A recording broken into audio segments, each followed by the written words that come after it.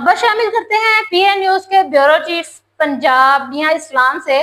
گزشتہ دنوں آڈھا سیالکوٹ میں نون لیگ کا ایک بہت بڑا پاور شو ہوا، جس میں ترقیاتی کاموں کے لیے فنڈ کا اعلان کیا گیا۔ اس پاور شو کا اہتمام انجمن تحفظ حقوق عامہ آڈھا کونسل نے کیا۔ یہ ایک عظیم الشان جلسے کی شکل اختیار کر گیا، جس میں رکن قومی اسمبلی صدر خواتین مسلم لیگ نون پنجاب نوشین افتخار نے خطاب کیا اور ترقیاتی فنڈ کا اعلان کیا۔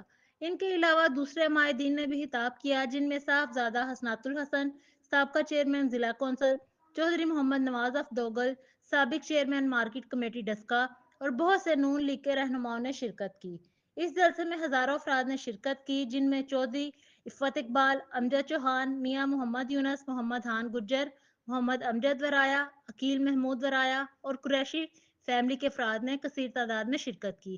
آخر میں ملک کی سلامتی کے لیے دعا کی گئی۔